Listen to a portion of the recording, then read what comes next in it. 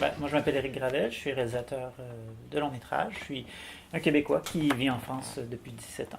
Ouais. Moi, je suis Nicolas Sans Faute, je suis producteur, voilà, je suis originaire de la région normande, puisque je viens de Hermanville, Ouistreham, j'ai fait mes études à Caen, voilà, et je suis producteur depuis 2005 environ, et donc producteur de Crash Test, voilà, qu'on a commencé en 2012 et qui est sorti le 2 août dernier.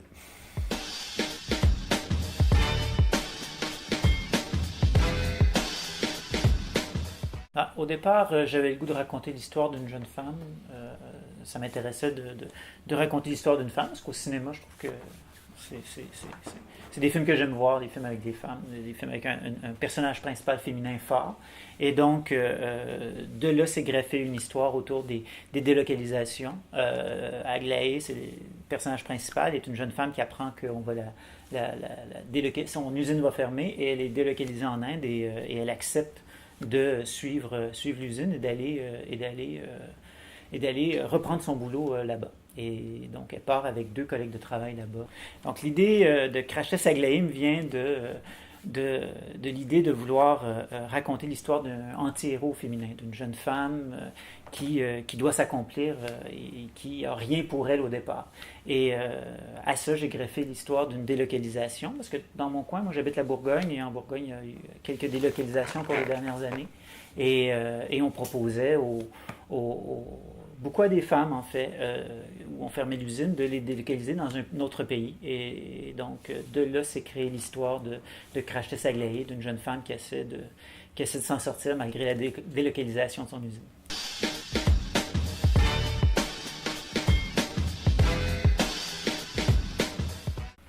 Aucune. C'est très bien. Non, on en a fait que en rencontrer. Faut savoir que quand on produit Crash Test Aglaé, c'est un premier film, à la fois de producteur et de réalisateur. Et quand on produit un premier film comme ça, on a beaucoup de difficultés à tous les niveaux. On a des difficultés pour se faire connaître d'une certaine manière, parce qu'au début on a un réseau très faible. Donc il faut ça, il faut se faire connaître. Puis après, c'est des difficultés un peu dans le financement, parce que c'est la même chose, il faut que les gens aient confiance en nous, dans le réalisateur, et ça prend un peu de temps. Et la force qu'on a eue, on a tout misé sur quelque chose, c'est sur le scénario, en fait. Ça, je pense que c'est un bon exemple pour plein d'autres personnes, c'est de dire que finalement, même si on a un peu moins de réseau, même si c'est pas si facile que ça, le fait d'avoir un bon projet, un bon scénario, une cohérence, c'est ça qui a fait que les gens, voilà, c'est comme ça qu'en fait on a pu un peu percer les murs au fur et à mesure, et au fur et à mesure aussi vaincre un peu toutes ces difficultés.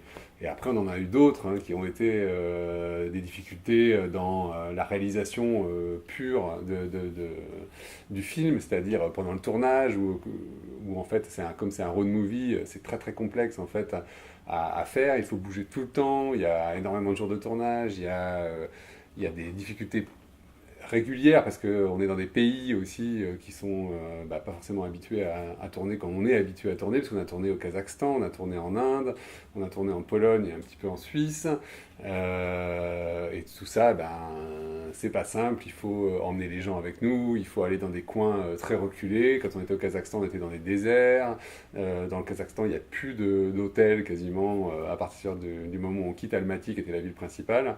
Donc c'est des difficultés en fait de gestion de l'équipe, de plein de choses comme ça. Et après, on a des difficultés aussi dans le montage, ou comment faire le film, se poser des questions, voilà. Donc en fait on a, si je résume un peu, des difficultés à la fois de production, mais aussi des difficultés artistiques, et c'est que ces difficultés qui font qu'on réfléchit au film et qu'on le construit petit à petit.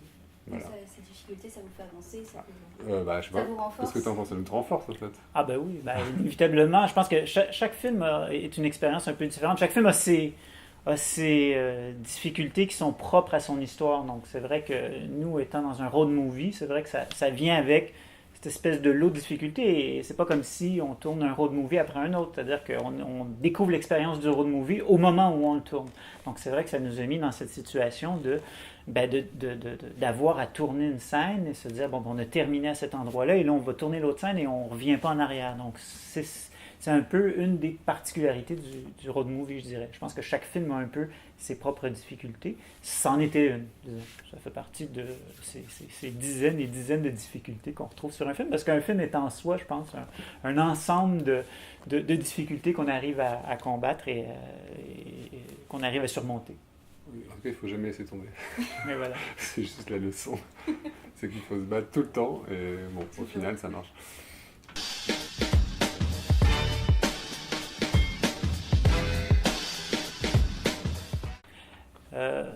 C'est sûr que c'était une volonté de mélanger les genres. Je savais au moment où je l'ai écrit, au moment où je devais le tourner, que ce serait un exercice, ça serait l'exercice peut-être périlleux de réussir à faire fonctionner tout ça ensemble. Mais comme mon histoire parle d'un personnage qui évolue, j'avais envie d'une expérience de cinéma aussi où il y a une transformation qui se passe autant pour le personnage que pour le spectateur, et que au moment où le personnage se remet en question, le spectateur aussi se remet un peu en question par rapport à ce qu'il est en train de regarder. Il y avait un peu cette idée-là derrière la façon de tourner. Et puis c'est vrai qu'à mesure que j'avançais dans le film, je me posais des questions à savoir de quelle façon je tourne et de quelle façon je fais évoluer le tournage. Et graduellement, le film évolue comme ça du début jusqu'à la fin. Et donc, évidemment, on ne tourne pas en continu. Donc, il fallait que je me pose à chaque fois la question où je suis rendu dans mon film et je dois tourner comment cette scène-là par rapport à où j'en suis dans l'histoire. Mais c'est vrai qu'il y avait cette volonté d'avoir peut-être plusieurs films dans un film. Ou en tout cas, cette expérience de cinéma, de rentrer dans une salle, puis de pas trop savoir à quoi s'attendre, et graduellement, il y a des choses qui se passent auxquelles on ne s'attendait pas. Un peu comme le personnage principal d'Aglaé qui travaille dans une usine, puis qui ne s'attend surtout pas à se retrouver dans un canyon au Kazakhstan, disons, à un moment donné dans l'histoire, quoi.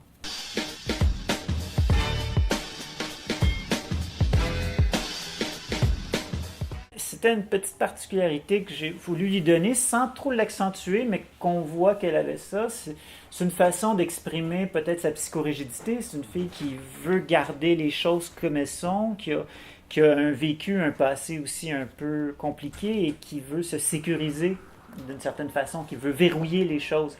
Et il y a cette recherche de verrouillement, de désir que les choses ne changent pas. Et en fait, toute sa réalité s'écroule, elle, et ses tocs, c'est une façon de conserver, de garder, de représenter ça. Et puis, en fait, j'en joue pas trop, mais c'est vrai que plus ça avance, moins on la voit, mais en même temps, elle ferme des portes, mais plus ça avance dans le voyage, moins il y a de portes, moins il y a de verrous. Donc, elle peut de moins en moins aussi avoir ses tocs. Donc, j'ai un peu laissé la question en suspens de savoir est-ce qu'elle perd ses tocs ou elle les perd pas. C'est pas une question auquel je réponds, mais c'est vrai qu'elle les a, en fait. Elle les a en elle. Pour moi, je pense pas qu'elle règle ses problèmes de toc. C'est pas ça qu'elle règle dans le film, en tout cas. C'est pas son histoire, le problème des tocs. Elle est plus enfermée, maintenant elle est libre, si on peut dire. Donc peut-être qu'elle se libère justement. Peut-être. Mais en tout cas, les tocs viennent de loin, sont une sont un trait de sa personnalité bien ancré en elle.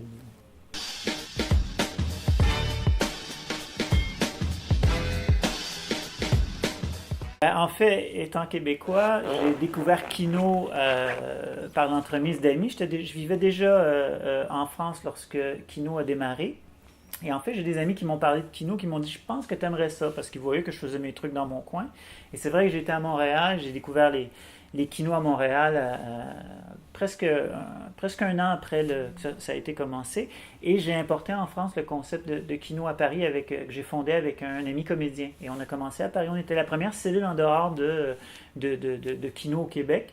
Et tranquillement, c'était un peu les balbutiements des cellules kino qui sont des regroupements de cinéastes qui sont mis à se créer un peu partout sur la planète. Et puis, de fil en aiguille, on s'est mis comme ça à s'échanger des films, à tisser des liens, à tisser une toile justement d'araignée entre les différentes cellules. Et c'est devenu, au départ, ce qui était un réseau de gens qui font des films pour le plaisir de faire des films et pour justement se lancer le défi sans complication d'avoir des films à faire. On est devenu un peu un réseau de distribution où on s'échangeait des films, on commençait à aller en festival, faire des films pendant les festivals. Et moi, c'est vrai que ça a été quelque chose qui a été... qui m'a réconcilié, disons, parce que je faisais déjà des films avant, mais je trouvais que c'était un peu compliqué, c'était un peu lourd et tout. Et de revenir vers Kino, ou en tout cas d'aller vers Kino, ça m'a permis de me dire, ben tiens, la création, ça peut être assez simple en fait. C'est juste besoin d'avoir une idée, de la mettre en pratique et de voir ce que ça donne. Et c'est une belle école. Mais je pense que c'est pas seulement une école, c'est aussi une façon de créer. C'est une autre façon de créer. C'est-à-dire que même si il faut savoir que faire un film, c'est long d'une manière générale. Même un court-métrage, il y a des gens qui mettent 1 an pour préparer un court-métrage. C'est-à-dire qu'il faut le préparer, il faut le financer. Et on peut se poser la question, c'est vrai, assez justement, de savoir si ça respecte une forme de créativité, une forme d'énergie. C'est pas sûr en fait, parce qu'on peut perdre un peu le sel en fait de ce qu'on avait en tête au départ.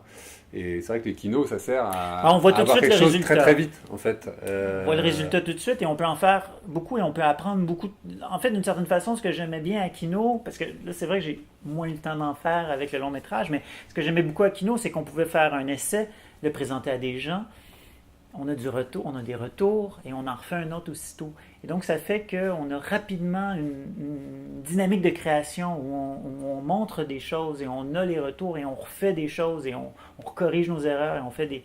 Ce laboratoire-là est très intéressant pour la création. Il y a un truc assez intéressant dans le Kino aussi, c'est le rapport au public, parce qu'il y a beaucoup de cinéastes qui font des films mais qui les font un peu pour eux. Et après, des fois, il y a un public ou pas, ils ne le savent pas complètement, enfin, c'est pas forcément... Alors que là, le film se fait, il y a tout de suite en fait un public, il y a tout de suite un échange. Donc du coup, il y a un rapport aussi au public qui est assez intéressant et qui est développé, je pense, enfin toi, qui est développé chez toi et qui n'est pas développé chez tous les réalisateurs. Voilà, donc c'est aussi intéressant. C'est vrai que ça nous donne un rapport aux gens. C'est vrai que quand j'ai fait le long métrage, j'avais en tête ce rapport à la représentation. Ce rapport à l'écran, je dirais. Parce que je trouve que le cinéma est beau dans sa communion avec les gens. Et c'est vrai qu'à Kino, comme on fait des projections en salle, il y a un côté cabaret. D'ailleurs, il y a une partie des kinos qui s'appelle les cabarets, où on fait des films en festival. Et c'est ce rapport de spectacle, en fait. Et c'est vrai que j'aime bien cette idée du spectacle. Et dans Crash Test Aglaé, j'avais en tournant cette idée de spectacle aussi. C'est-à-dire, spectacle dans le sens, ça peut être théâtral, hein, c'est dans le sens de représentation devant des gens, devant un groupe de gens. Et ça, c'est vrai qu'à Kino, il y a cette sensation-là qu'on ressent beaucoup. Et ça finit par nous habiter. Et c'est vrai que c'est un truc que j'aime beaucoup à Kino, en tout cas, qui sert après.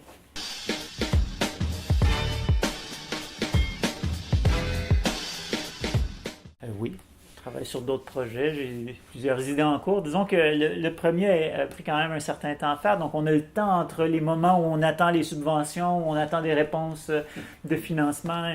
On a le temps de cogiter des idées, de penser à d'autres trucs, et c'est vrai que quand on a eu fini Crash Test au printemps, j'avais déjà d'autres idées en développement, et on s'est tout de suite lancé sur d'autres idées, sur d'autres projets.